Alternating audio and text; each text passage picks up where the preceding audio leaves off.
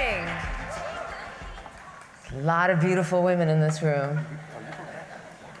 I think you guys will all get a copy of the book, so you'll know all about me, probably a lot more than you've wanted to know. But I wanted to talk to you today about listening to ourselves. As women, I think we get a lot of messages from our families, you know, with a lot of goodwill and because they want to inform us and educate us. We get a lot of subliminal and overt messages from television and other media as we grow up as young girls and adolescents.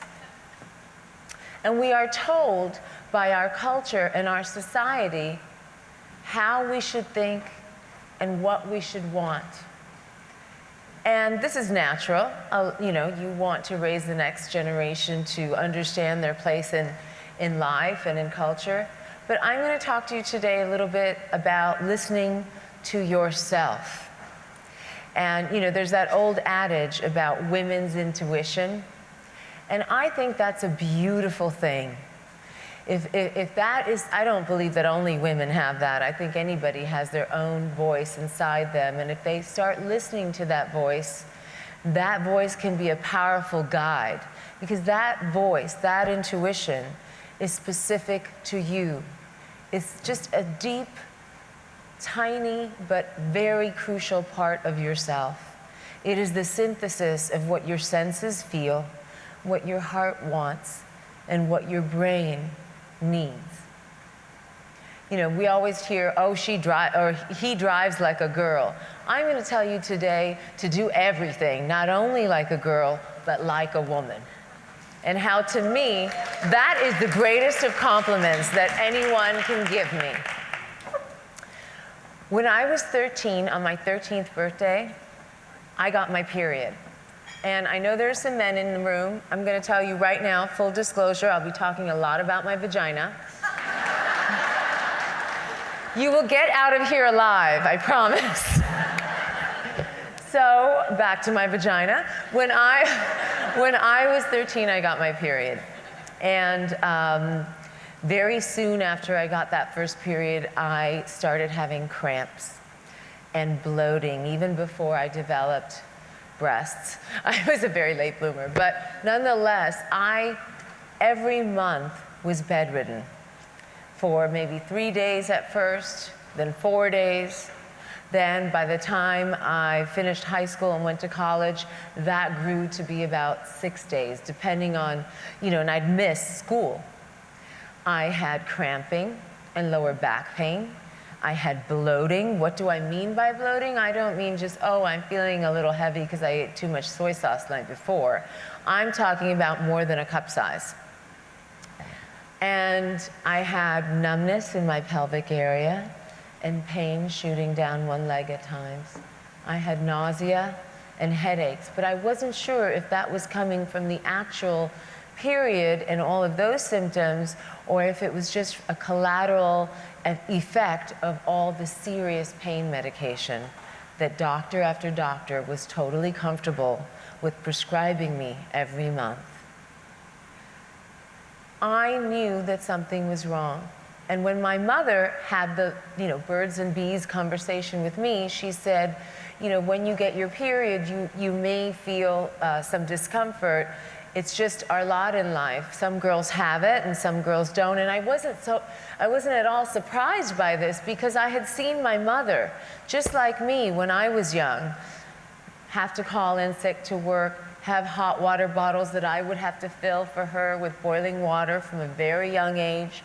You know, I remember the first time I turned on the stove, it was to help my mother through her cramps. I too had heating pads. I had acupuncture. I had those sticky Bengay kind of things that you put on. It's terrible to smell like Bengay when you're 15. It's terrible at any time. It's even more mortifying at 45. But regardless, I digress. So anyway, so I went on and on through life like this. And then I was rushed to the hospital when I was 35 years old. And before that, I had already had one surgery for removal of ovarian cysts.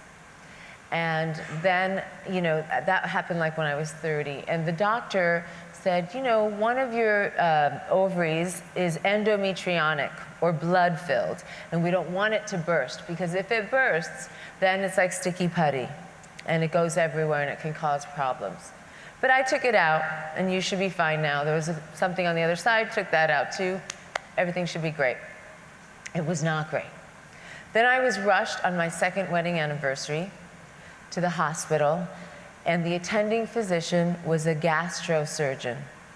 And he did an operation on me, and he said, there was a little scar tissue that had wrapped itself around your small intestines, and it must have been there for a long time, because I lifted the little flap of skin, cut it, and I had to massage your intestine to spring back up.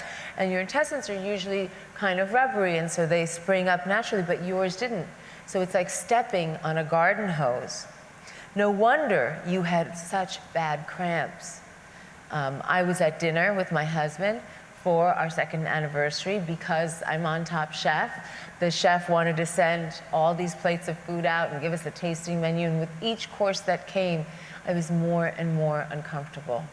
I asked the maitre d' for a pillow.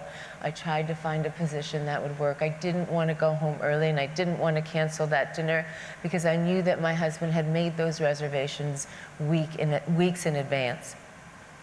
When we got home, the pain was so excruciating that as I was walking up the stairs, I stumbled. And I made it to my bedroom, and I said, I have really bad cramps, and I don't know what's going on. My back is hurting. And my husband said, well, it's not your period, and it's not even the time of your ovulation, so what the heck is it now? I said, I don't know. Anyway, needless to say, it was not the end to a nice anniversary date that either one of us would have wanted. In fact, I was carted away by ambulance. And this gastrosurgeon did that surgery, and he too said, anyway, we don't know why the body produces scar tissue, it just does. You have a scar on your arm, maybe you're more prone to producing the scar tissue, but you should be fine now. Everything should be just fine. And of course, within weeks, I got my period, and it was not fine. It was just as bad, if not worse. And then finally, I started bleeding that November. That second surgery was in April. Or no, I started bleeding in October at the photo shoot for my second cookbook. And I called my general practitioner, and he said, you're always having so many problems with your period. I'm going to send you to a specialist. And by the way, I have really good health insurance. I'm lucky. I always lived in New York or Los Angeles or London or Paris. And I remember as a model years ago, I started hemorrhaging for no reason and got taken away to the American hospital. And that doctor said, well, maybe you didn't take your birth control every single day. It happens. And I went to this doctor, and I'll never forget it. That morning, my day started at 5 a.m. in hair and makeup. I was doing a cooking segment on the Today Show, and live television is always very, very stressful. And I had all these appointments with editors and booksellers and everything. And then I had this really fancy dinner at Bergdorf Goodman at the end of that day on Fifth Avenue for a designer's new collection. And somewhere in there, I wedged in an appointment at the end of my day with a specialist, a doctor named Tamer Sechkin. He asked me a bunch of questions, and then he took me into the examining room with his nurse. He examined me. He did an exam I've never had, although I regularly went to get gynecological checkups and the pap smear. You ladies know what I'm talking about. Your legs are up, and they're like, slide down, and I always think, slide up. Excuse me. They should give you a glass of wine or two before you go in for those checkups. Anyway, the nurse was there, and I think I squeezed the shit out of her hand, the poor woman. And then Dr. Sechkin asked to do an exam I have never had before. And this one's for the guys. You guys know it. A rectal exam. Some of you older men know it. And I thought, this is really weird. And anyway, he said, get dressed, meet me in my office. And I went to the appointment in we're all so busy, we like to multitask and do 15 things at once. If any of you, does anyone follow me on Instagram? Does anyone? Nobody has Instagram? Hi. So, thank you. So I put up a picture a few days ago which shows me in curlers doing my mascara with a boppy pillow, getting ready to go on set on Top Chef with my boob out and my daughter breastfeeding. It's the most ridiculous picture, but it is a picture that every working woman will relate to. Anyway, so in my effort to multitask, I had put on my cocktail dress. And so I'm sitting in this doctor's office with this twinkly dress with sequins and big cranes, feeling like the biggest idiot, like so overdressed to have a rectal exam. And I said, Doc, will this take a while? Because I've got this fancy dinner to go to. And he said, yes, Miss Lakshmi, it will. He said, I believe you're telling me the truth. I believe you think you're telling me the truth when you answered my questions from before your exam. But I have to tell you, your anatomy does not fit the story of your life one bit. I am surprised that you walked into my office on your own two legs. I have been doing this for 25, 30 years, and I need to perform surgery. You have a condition called endometriosis. I was 36 years old before I ever heard that word. You were looking at a college-educated woman who went to have regular exams with all different kinds of gynecologists at different places she lived. And at 36, I first heard the word endometriosis. He said it is a serious condition. It is the leading cause of hysterectomies in women, and it is one of the 3 leading causes of infertility in women. And Miss Lakshmi, I don't know whether you want children or not, but even if you don't, this is something that will gravely affect your health and the normal function of every internal organ in your body. No one had spoken like that to me ever before. He said, you told me that you have dysmenorrhea and that you're in pain in bed with a heating pad. He said, describe what that pain feels like. And I started to cry, my beautiful TV makeup streaming down my face. I was like, I have this dinner to go to, I can't. But because finally there was one person who said I wasn't crazy, who said I wasn't a drama queen or exaggerating, or I wasn't a sissy or a ninny, all of which I felt because I could not handle one of the most basic and normal facets of being a woman. I had college roommates who would stick an extra tampon in their jeans pocket, pop 2 Advil, and skip off to basketball practice. And they were like, what is up with you? I had, boyfriends I didn't want to go out with sometimes because of that time of the month. I realized that I had effectively missed 1 week of every month of every year of my life, from the time I was 13 to the day that I was sitting in that sparkly dress in Dr. Sechkin's office. And I knew something was wrong.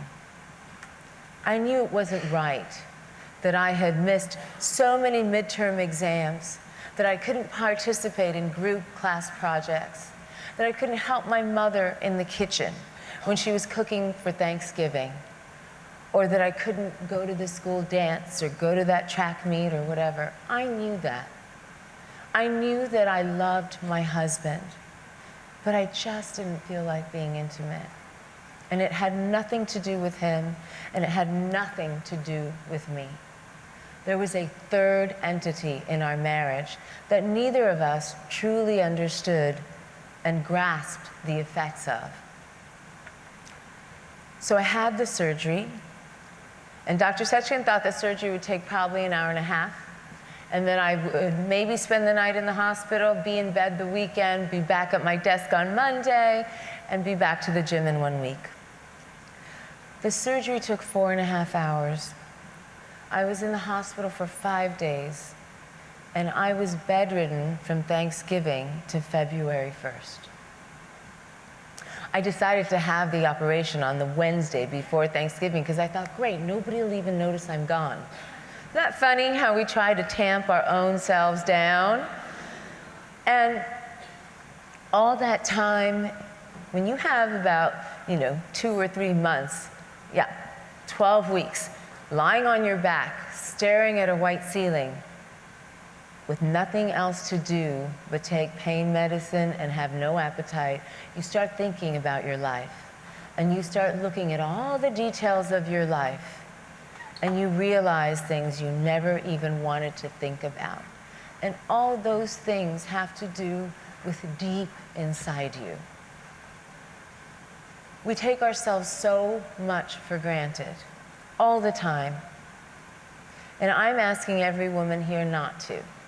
Because chances are, every person sitting in this room at least knows one person, if not more, in their family, in their circle of colleagues, or in their circle of friends, that is down with her period.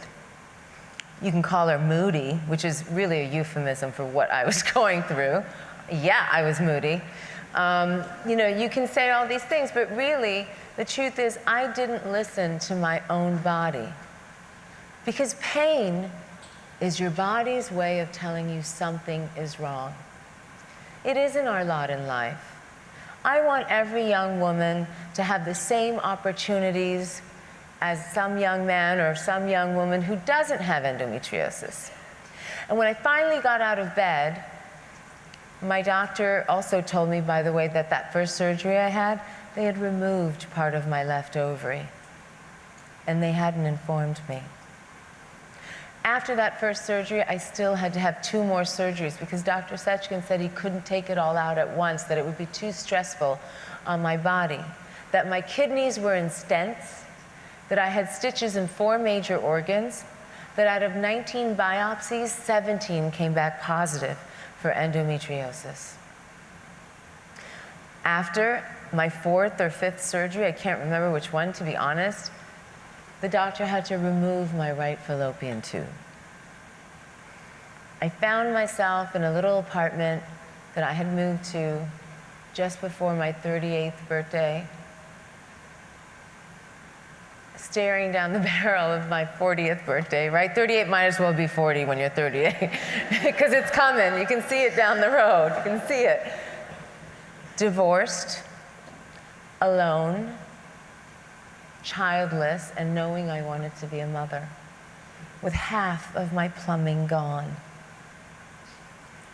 And I couldn't help getting mad, feeling angry that I had let myself down. I hadn't listened to my body, that I had focused on all of the wrong things and not that deepest part of me that needed tending to, that needed care. Endometriosis is very painful, but more than being painful physically, it is a very isolating disease because it develops part and parcel with a young girl's womanhood. And adolescence can be such a tender age that it really distorts a girl's relationship to her own womanhood, to her own body. And it's hard not to have a lack of self-confidence because you feel like, what's wrong with me that I can't deal with this? And you don't want to call your boss and say you have your period every month. So you say you have a headache, or you may have eaten something, or gotten food poisoning, or have the flu. Nobody wants to talk about it. It's such an icky, deep, private thing. And yet every single woman, half the population on Earth, has their period every month. Why can't we talk about it? Why? If you watch TV, you're going to see 3 commercials this evening in 1 hour for erectile dysfunction. Am I right? But you won't see anything about this disease, and it is the #1 cause. Anyway, I told you my story because I was so mad when I got on the other side of the pain and saw what it was like for normal people, that I was mad. And so I started the Endometriosis Foundation of America with my surgeon, in order that no young girl would have to call her boss to tell him or her that she couldn't come in because of her period. That no young girl could feel bad about her body, and that no wife would have to make excuses to her partner. There is treatment. There wasn't in our mother's generation, but there certainly is now. And that's why I was mad. I should have been diagnosed and treated at 16, at 20, at 25, even at 30. Imagine the weeks and months I would have gotten back of my life. So I'm asking you guys today to listen to your bodies and share your stories with other women and men, because the more we share our stories, the stronger we become at listening to what's really important. And what's really important is all of us, especially all of our health. Thank you very much.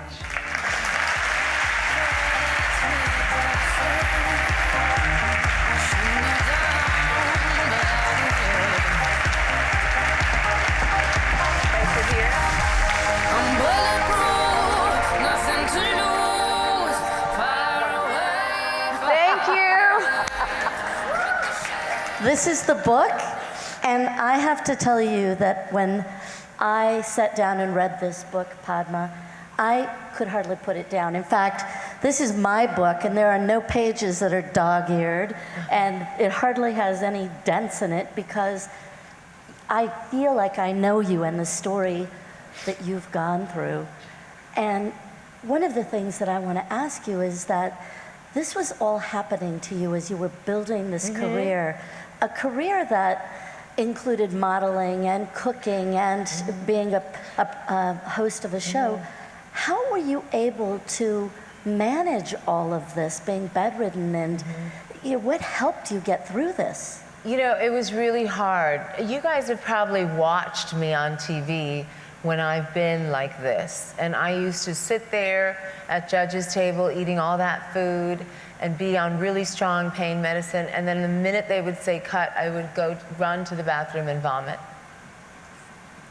Because I can't take Vicodin. You know, it just doesn't settle with me. And so, you know, I would just do it. I would just plug my, like we all do it. How do we all do it, you know?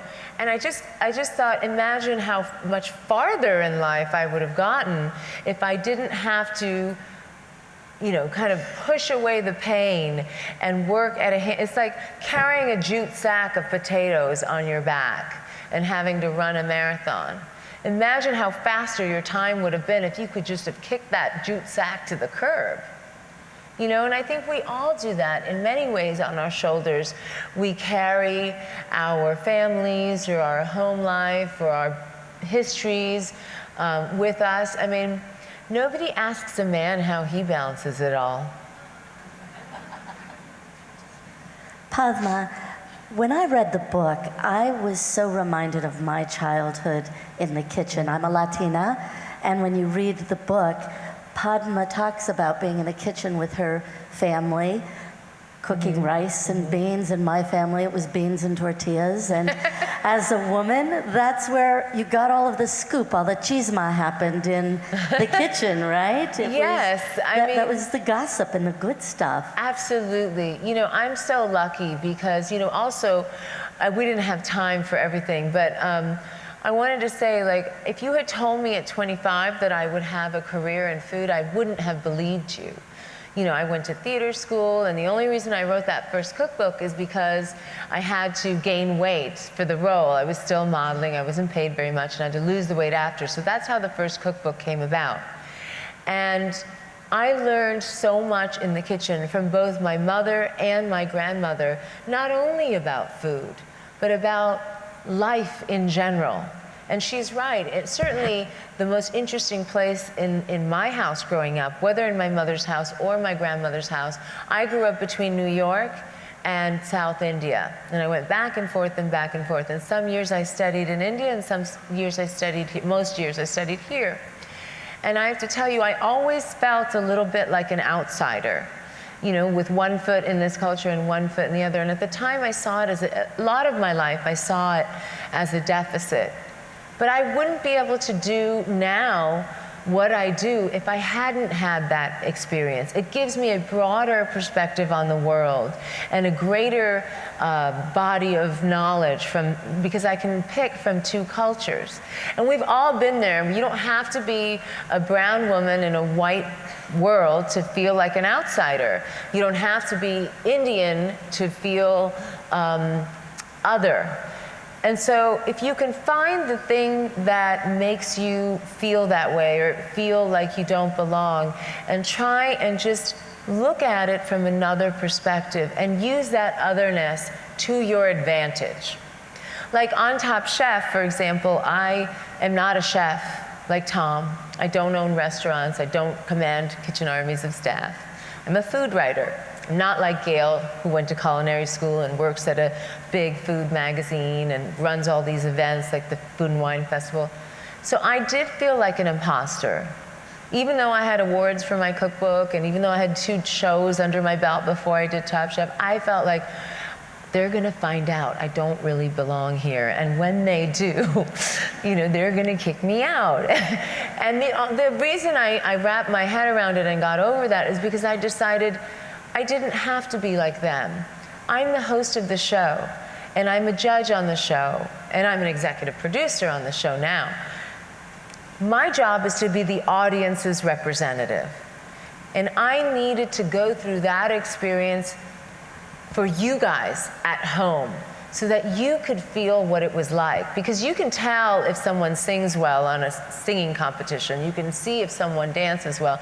But on our show, you can't really taste the food. You rely on my descriptions of it to really feel the competition and root for whoever you're rooting for, or have a very strong opinion about who shouldn't have gone home.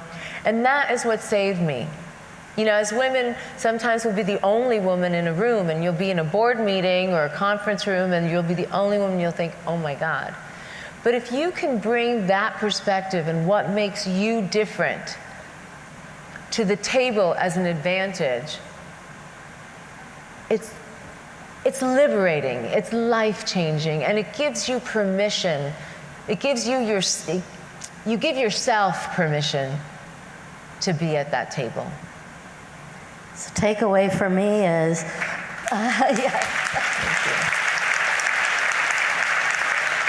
takeaway for me is, men, you want to get into the kitchen because that's where all the good stuff happens. Yeah. Well, you know, it's interesting because women do most of the cooking in the world, and yet the professional food world is dominated by men.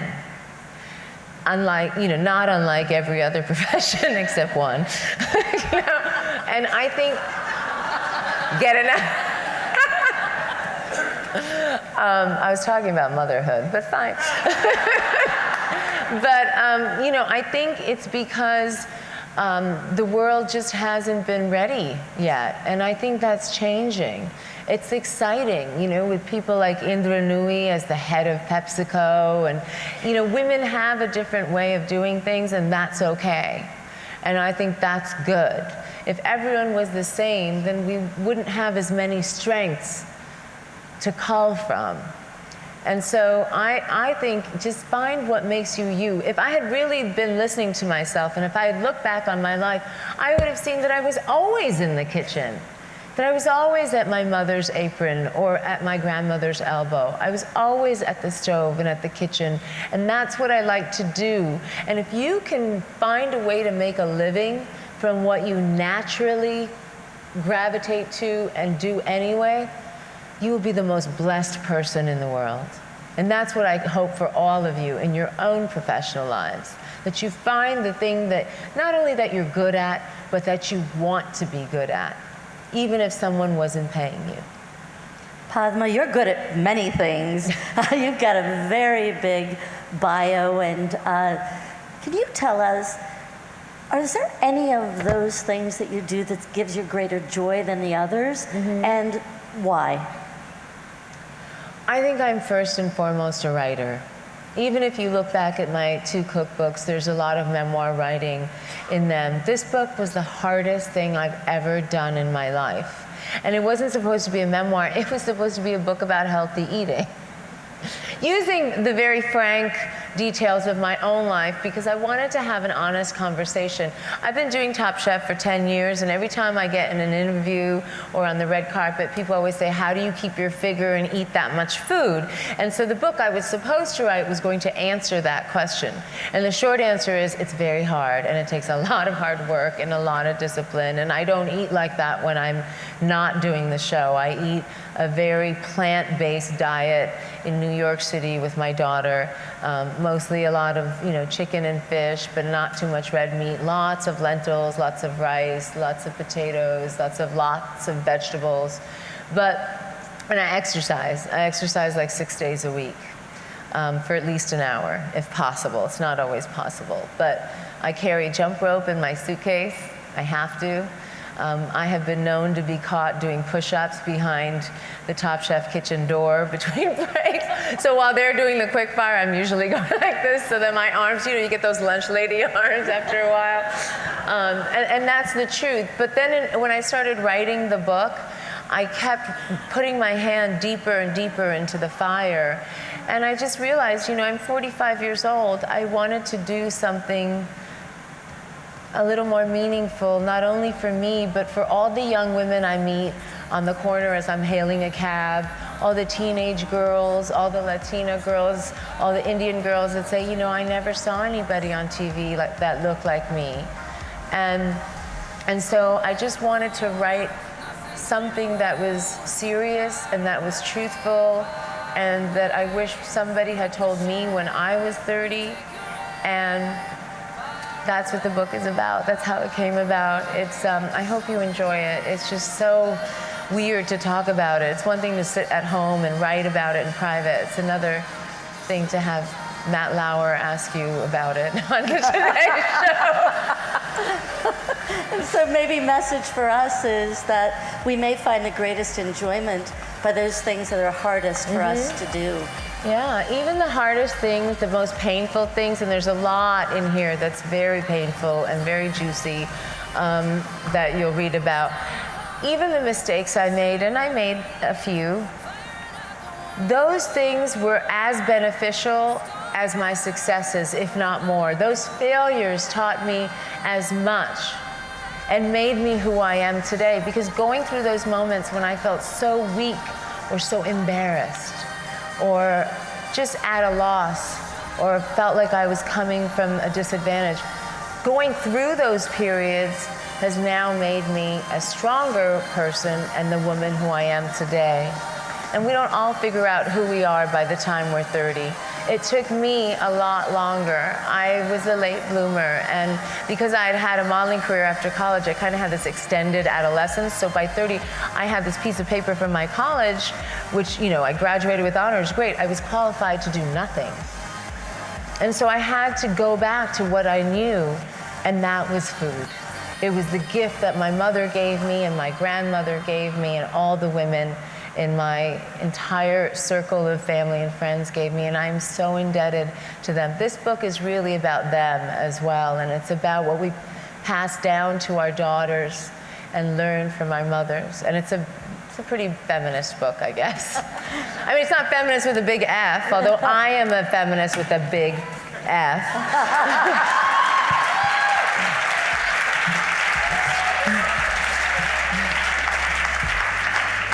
We're out of time with Padma, but I just want to say how wonderful the book was for me to read. In addition to all of these life stories for us, there are the juicy details of your life, and I want to thank you for sharing the difficulties you've had and the mistakes you've made, because it reminds us that we are all human and we make mistakes, and it's really about what we learn. Thank you, Padma, for being with us today. Thank you for having me.